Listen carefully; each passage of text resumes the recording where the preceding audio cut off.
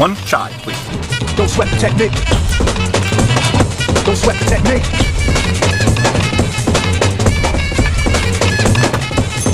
Let's break the hits, check the file. Let's see who bit the dot tech style. মানুষ এখন মানুষ আছে বিল গেটসকে দেখলেই বোঝা যায়।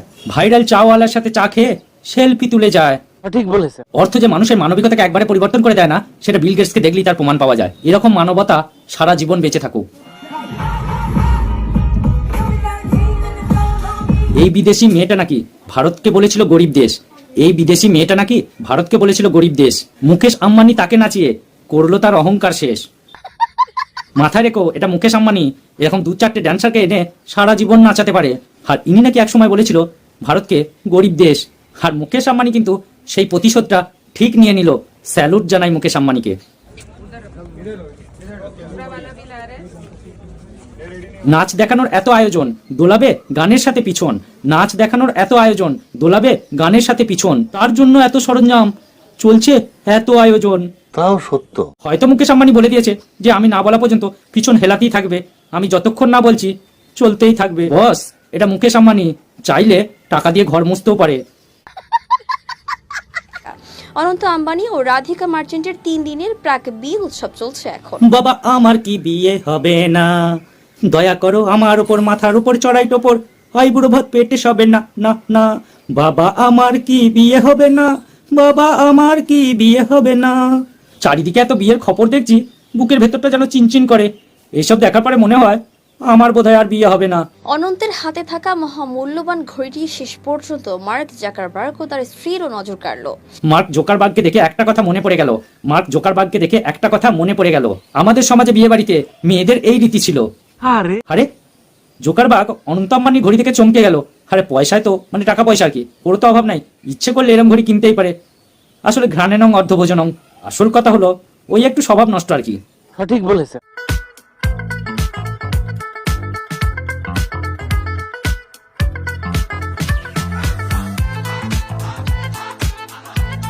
কষ্টে যখন বুক ফেটে যায়,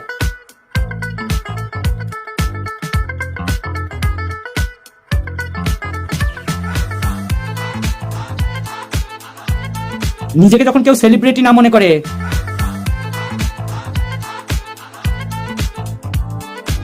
নিজের পরিচয় তুলে ধরার জন্য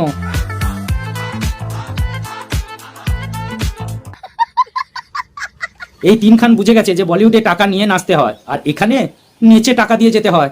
এখানে নিজের সেলিব্রিটি পরিচয় নিজেকেই প্রকাশ করে যেতে হবে।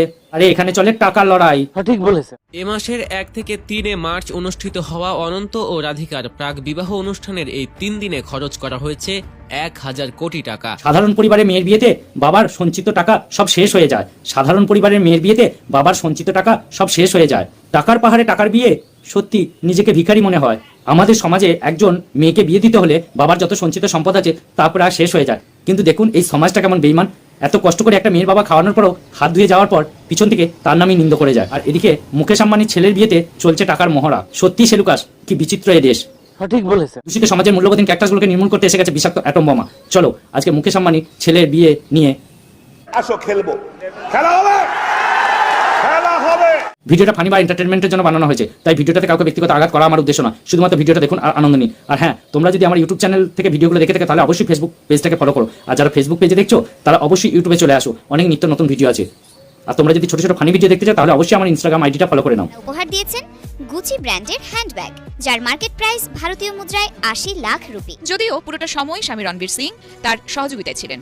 তারা রাধিকা এবং অনন্তকে উপহার দিয়েছেন কাস্টমাইজ ডিজাইন করা রোলেক্স ঘড়ি। এই রোলেক্স ঘড়িতে রয়েছে দামি হিরে বসানো, যার মার্কেট প্রাইস ভারতীয় টাকায় 10 কোটি রুপি।